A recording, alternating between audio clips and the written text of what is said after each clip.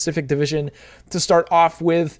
And man, oh man, Pacific Division, let's also pull it on the screen right now. I'll have the standings in the background, and we'll be getting into team stats, player stats as we also talk about it. But first and foremost, there are a couple teams right at the top of that division that have been playing pretty good. Again, it is still early sample size.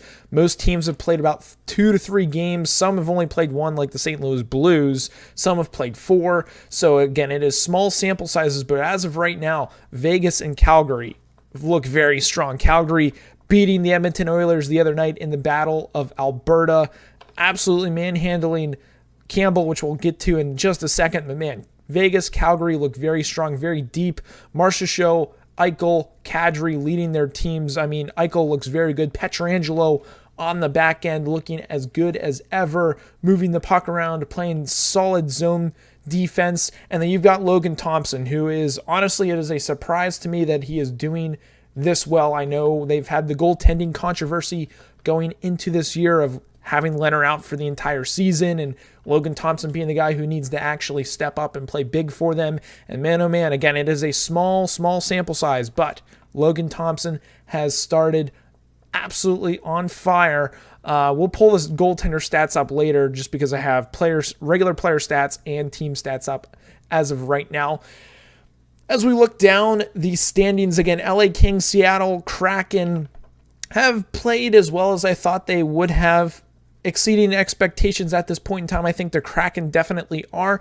Kings looking a little sluggish. They've had a couple of games where it's like, man, these Kings look very good. That first game that they had against the Vegas Golden Knights was a back and forth one that Vegas ended up winning in the dying seconds of that game. But man, the LA Kings, they're one night they're one team, another night they're another. So interesting. They are -2 on the goal differential.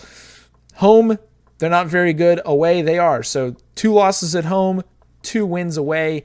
It is a little Jekyll and Hyde type scenario there. The big team I do want to actually mention here, Edmonton, still trying to figure things out with their team that they have assembled. Obviously, a couple different faces on the back end when it comes to having lost Duncan Keith and some players having to step up that normally don't play in that type of role, such as Evan Bouchard. So interesting to see how that's going to work itself out, as well as Campbell. I know he got lit up against the Calgary Flames, but I expect the Oilers to figure it out. They've got Draisaitl, they've got McDavid, they've got Puljujarvi, they've got a couple other players on their team that will be able to step up, and they'll be able to continue to stay in the top half of their division, if not first or second place. So give them time, they'll be able to put it together. But I was definitely interested to see the Battle of Alberta and how that went, because it didn't go as well as I thought it would for them. They had a late push and almost came back, but Calgary honestly owned that game from start to finish. And one thing of note that will be interesting as we go along with the Edmonton Oilers is their power play right now. And that's one thing that people always bring up during the year, is how well are they going to do. And as of right now, they're at a 50% clip. So they've scored half of the time they've gone on the power play. So I expect that to level out and eventually go to around about the 20s to 25. But as of now, 50% a clip. Again, it's small sample size. They've played 2 games. We'll continue to get that number a little lower, but I expect their power play to be red hot all year long. And if they ended up going on a little cold spell, that could cause trouble for the Oilers, as they rely heavily, I would say, on that power play when they're not 5-on-5 hockey and their top line not out there. And then at the bottom of the division, you've got the Ducks, Canucks, Sharks. Ducks, honestly, are fun to watch. Don't get me wrong, but they're still young. They're still going to have to figure it out with a lot of their key pieces being younger type players. You've got Zegras, you've got the new kid McTavish, you've got Jamie Drysdale, but you have some veteran presence in there with Fowler, Gibson between the pipes, but they're still young. They will have to figure it out. They are 1-2-0 on the season. Again, still early, -7 goal differential, so they're going to need to clean it up in the defensive zone a little bit more with some mistakes. But again, with the youth of their team, I think they'll eventually figure it out. They won't be one of the best teams in the division, but they will be a fun one to watch. And then Vancouver and the Sharks, they got to figure it out. Vancouver -5 goal differential, and San Jose is a -8. I know San Jose was in Europe playing the Preds, and then they had to fly back over, time zone change, but they haven't really looked good at all, other than Timo Meier and I'm drawing a blank on the other guy's name right now. But Carlson hasn't looked good. I guess Mario Ferraro has actually looked decent for them, but goaltending Reimer has really been a no-show. I'm drawing a blank on their backup goaltender right now, but San Jose does not look very good. As of right now, they're actually looking for a team to be the front runner for when it comes to the lottery pick at the end of the season. Again, we are still so early in the season, and I expect them to pick it up a little bit more than what they've been doing lately. But man, it's going to be interesting to see what they do moving forward. But Kempe Kopitar for the Kings, going back to the LA Kings, they are some bright spots for them. I know Quentin Byfield has looked very good. Drew Doughty has looked very good as well. You've got Roy, Quick, and Pedersen between the pipes as well. Peterson, I believe, I always mix his name up.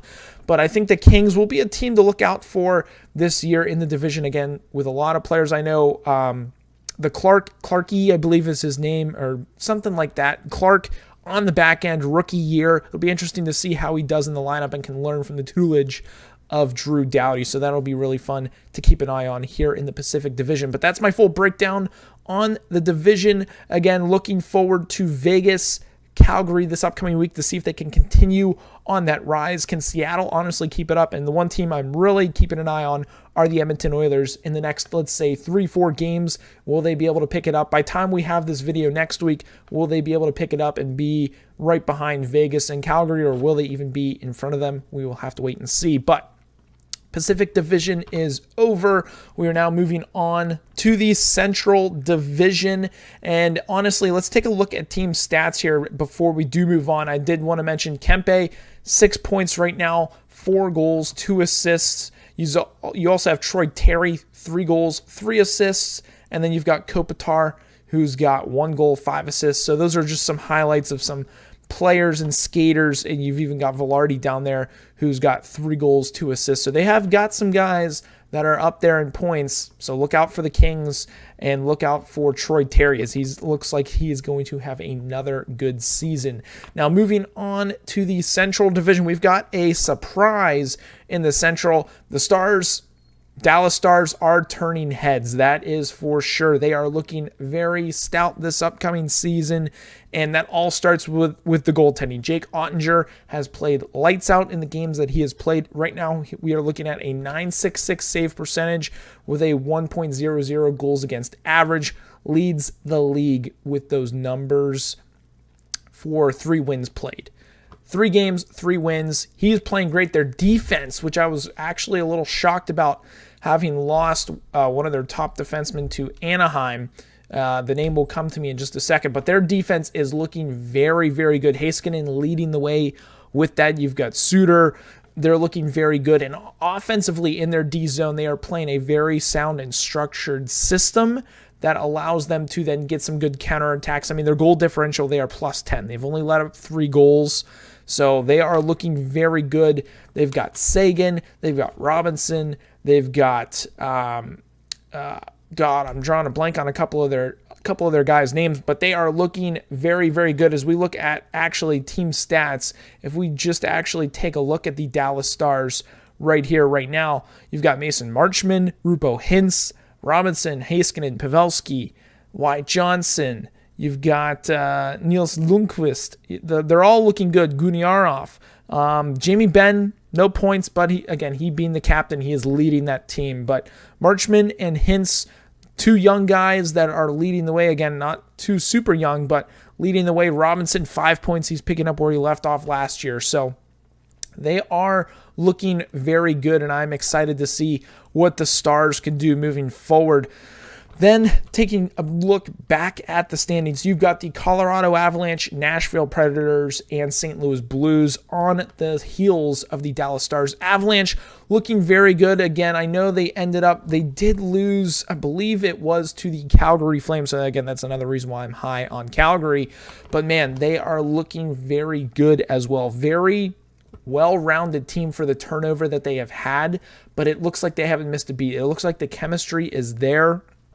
Let's pull up their team stats as well. Calgary Flames, they're looking very good. Kadri looks very good. Stone is a surprise player to me on the back end.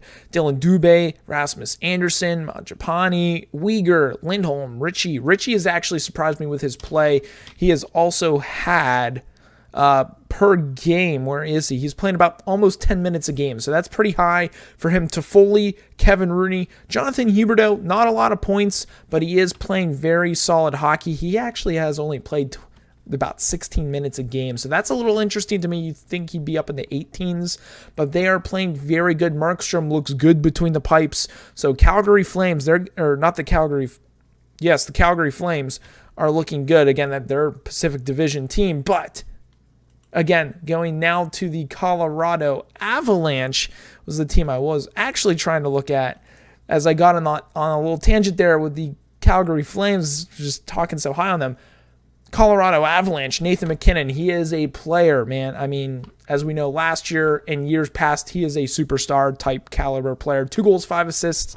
Nichushkin, Rantanen, Lehkonen, Makar, Gerard, Cogliano, Devon Tays. I mean, they're firing on all cylinders. And Georgiev has looked very good between the pipes. Again, their depth, they are still trying to figure it out a little bit more than they were last year. Again, obviously they won the Stanley Cup, and you can only go down from there unless you can repeat like the Lightning have shown us in the past. But the Colorado Avalanche do look very strong, and they are going to be a team to reckon with as we go throughout the season. Now, staying with the division and not going on a tangent out of the division, Arizona and Minnesota. We're going to go to the bottom here for a little bit. They do not look very good whatsoever. I don't know what's going on with the Minnesota Wild. I've seen a ton of highlights, and they don't look good. They look discombobulated. Too many breakdowns in their own D zone. Too many giveaways. Their heads aren't on a swivel. Their feet are. It's like they're in quicksand. And then on the back, between the pipes, you've got Fleury, who's not playing very good hockey either. And again, it all stems there. It's a cohesive unit. They're all one team. They all make mistakes. It's not on just one player. It is a team falter right now. They got to figure it out really quickly, or things could go south for them. As we have them in the playoffs. So not only for our pick to make the playoffs, for their own sake, they need to figure it out. Again, I don't know what it is that it just isn't clicking for them, but they needed to turn it around. Their coach has got to get things going in the right direction. Kaprizov needs to start popping off. As we look at, let's see here, team stats, when we go down to the bottom here, Minnesota Wild, 27th here. Goals for, only 4 per game. Goals against, 6.67. That is a little high, if I'm being completely honest. 6.7 goals against average is actually the highest in the league. I did take a look at that stat earlier.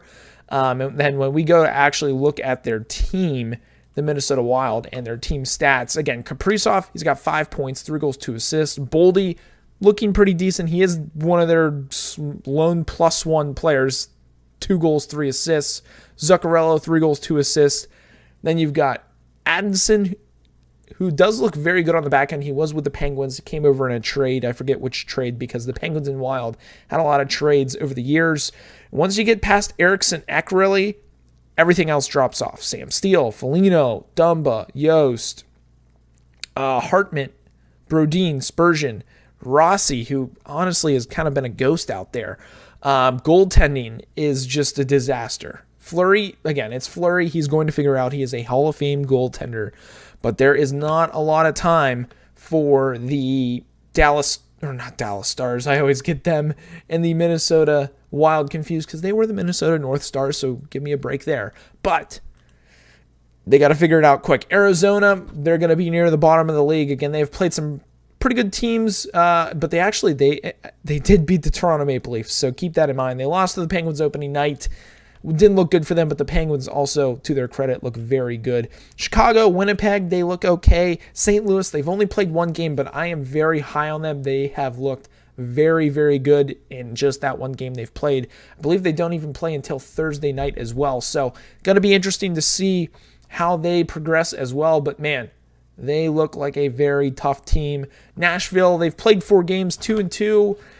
Again, they're hot and cold, the Jekyll and Hyde, but Niederreiter looks very good in a Nashville jersey. He is producing at an awesome clip. But that is my breakdown for the Central Division. Again, Stars, I would say overperforming, but the goaltender is really helping them out. Jake Ottinger playing great hockey. Avalanche, slow start, but again, that snowball is just going to roll down the hill, and they will continue to play great hockey with the roster that they have. And Minnesota, they've got to figure it out, or that snowball is going to keep rolling, but not in a good way. That would be very interesting if they find themselves in the bottom half of the division and not make the playoffs. I feel like that would be a very disappointing season, as they are already going to be under heavy cap constraints when it comes to their cap hits with the Parise contract and the Suter contract for years to come. So they need to figure it out, make the playoffs now, because the next couple of years will be tough to assemble winning teams. But Western Conference is done